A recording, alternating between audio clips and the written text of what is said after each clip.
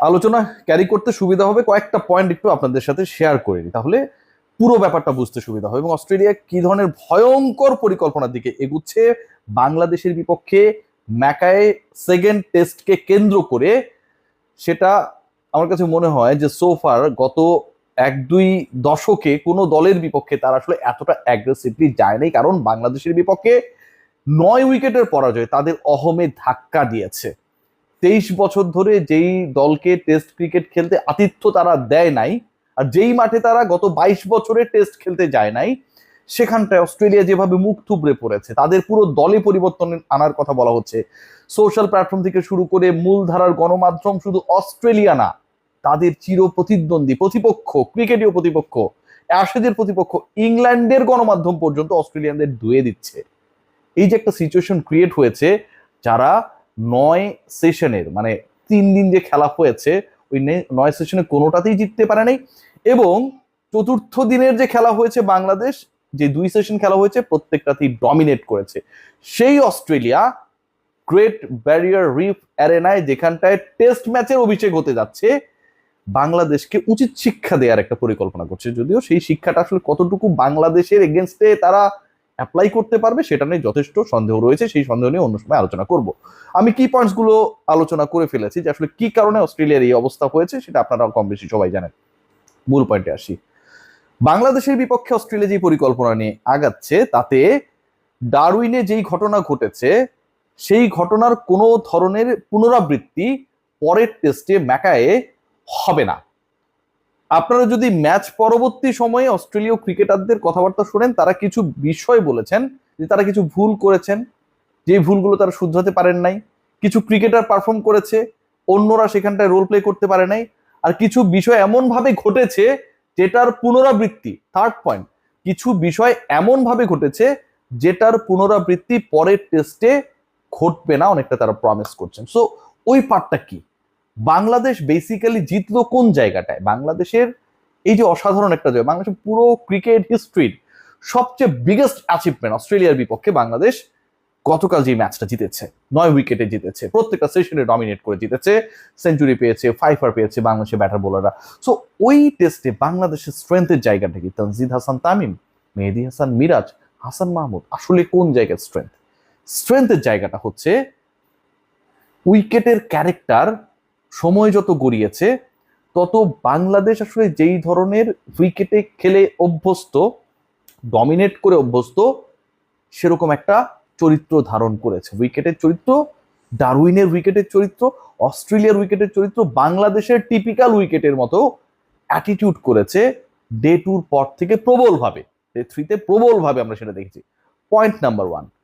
Point number 2, তারা যে বলেছে যে এই ভুলের পুনরাবৃত্তি তারা করতে চান না, খেয়াল করে দেখুন ডিসকাশনের স্টার্টিং এ আমি আপনাদেরকে বলেছি যে 23 বছর পরে অস্ট্রেলিয়া বাংলাদেশকে টেস্ট খেলতে আতিথ্য দিয়েছে, এবং ওই ভেন্যুতে ডারউইনের মারার স্টেডিয়ামে তারা খেলতে নেমেছে 22 বছর পরে।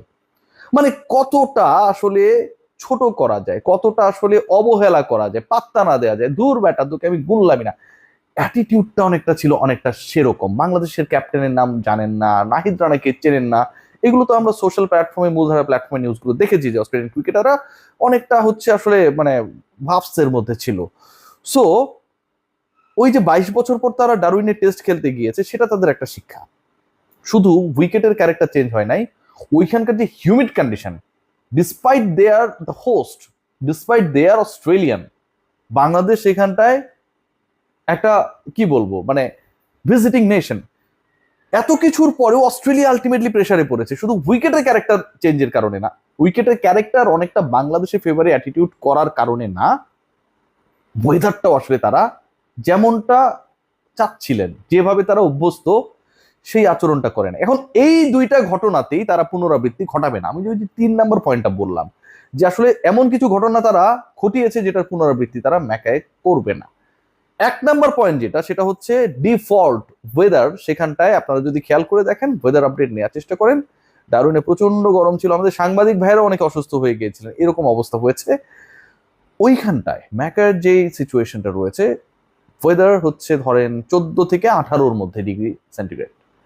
সো আপনি মোটামুটি বাংলাদেশের একটা উইন্টার সিজনের ভাইবস পাবেন দেয়ার। এবং এই রকম ওয়েদারে, এরকম কন্ডিশনে, এরকম মানে উইন্টার ভাব যেখানটায়, অস্ট্রেলীয় রিয়েল কন্ডিশনটাই হচ্ছে সেটা। সো এই উইন্টার ভাইবস অথবা একটু কোল্ড ওয়েদার, হিউমিড না, যেখানটায় তারা ডমিনেট করে, খেলে অভ্যস্ত, প্রতিপক্ষকে পরাজিত করে অভ্যস্ত, সেই ওয়েদারটা ডিফল্ট তারা পাচ্ছে। ডিফল্ট, কারণ প্লেস চেঞ্জ হয়ে যাচ্ছে এবং ডারউইনের সাথে ম্যাকার ওয়েদার আকাশ আর পাতাল, কোনো ধরনের মিল নাই। 1 নাম্বার পয়েন্ট, যেটায় তারা একটা অ্যাডভান্টেজাস সিচুয়েশনে থাকছে। এবং ভয়ঙ্কর পরিকল্পনা যেটা, সেটা হচ্ছে বাংলাদেশের তো আলটিমেটলি ওই স্পিনটা কাজে লেগেছে, রাইট? স্পিনটা বাংলাদেশের কাজে লেগেছে শুধুমাত্র কি বোলিং এর ক্ষেত্রে, মেহেদী হাসান মিরাজ ভালো করেছেন, 5 উইকেট নিয়েছেন, সেক্ষেত্রে ব্যাটিংও কাজে লেগেছে। কারণ যেই উইকেটে স্পিন ধরে সেই উইকেটে তো প্রতিপক্ষের পেস প্রপারলি কাজ করার কথা না। এখন আপনি যতই হ্যাজেলউড, স্টার্ক, কামিন্সদেরকে নিয়ে বোলিং অ্যাটাক সাজান না কেন, উইকেট যদি স্পিনারদের সাপোর্ট করে, যত বেশি উইকেট টেকিং অ্যাবিলিটি থাকুক না কেন, আপনি আসলে ওখানটায় successful as per your ability, as per your quality আপনি হতে পারবেন না। সো এই ঘটনাটা ঘটেছে। অস্ট্রেলীয় পেস ডিপার্টমেন্ট 5 জন পেসার খেলানোর পরেও সেই সুফলটা পায় নাই। বাট এই ঝামেলাটা তাদের ম্যাকায়ে হবে না, হবে না বলা যায় এখন পর্যন্ত হাইপোথেটিক্যালি, কারণ ওই ভেন্যুতে এখন পর্যন্ত কোনো টেস্ট ম্যাচই অনুষ্ঠিত হয় নাই। বাট হাইপোথেটিক্যালি বলা যায় যে ডারউইনের সাথে ম্যাকায়ের উইকেটের আকাশ পাতাল পার্থক্য থাকবে। পরিবেশ বা অ্যাটমসফিয়ারের কথা যদি আপনি বলেন, ওয়েদার আপডেটের কথা বলেন, প্রত্যেকটা ব্যাপারেই একটা বিশাল পার্থক্য থাকবে between this two venues. So Australia তাদের সবচেয়ে ফেভারেবল ওয়েদারে নেক্সট ম্যাচটা খেলতে যাচ্ছে আন্ডার প্রেশার, এবং যেখানটায় এমনও হতে পারে যে নাথান লায়নও বাদ পড়ে যেতে পারেন, তারা হয়তো আরো একজন এক্সট্রা পেসারকে ইনক্লুড করতে পারেন। উইকেটে ঘাস থাকবে, গ্রিনিশ উইকেট হবে, আউটফিল্ড এন্ড উইকেটের মধ্যে পার্থক্য খুব বেশি বুঝতে নাও পারা যেতে পারে, এরকম সিচুয়েশন হতে পারে। অস্ট্রেলিয়া বাংলাদেশের পরিক্ষাটা আলটিমেটলি নেবে পেসে। বাংলাদেশের পেসের বিপক্ষে তারা ফেইল করেছে, সেটা একটা ডিফারেন্ট ডিসকাশন। বাংলাদেশের স্পিনে যে তারা কাবু হয়েছে, সেটা আলটিমেটলি ব্যবধান করে দিয়েছে, losing the match, losing the Darwin test against their visiting nation. So wicket অনেক বেশি গ্রাসি হবে, গ্রিনিশ হবে, এবং অস্ট্রেলিয়া আলটিমেটলি ওই মানে ঠান্ডা কন্ডিশনটাকে কাজে লাগিয়ে, যেটাতে তারা অভ্যস্ত, যেটাতে তারা আসলে মাইটি অস্ট্রেলিয়া, বাংলাদেশকে পরের টেস্টে পরাজিত করার পরিকল্পনা করছে। ডিফল্ট ওয়েদার তাদের ফেভারে থাকবে, এবং পেস ডিপার্টমেন্ট যেই সাকসেসফুল হতে পারেনি, the way actually they thought, they plan, সেটাকে তারা এক্সিকিউট করার পরিকল্পনা করবে শতভাগ। অহমে আঘাত লেগেছে না, সেই শটটা নেওয়ার জন্য ম্যাকায় টেস্টে। Let's see what happen. বাংলাদেশেরও পেস ডিপার্টমেন্ট কিন্তু কম না।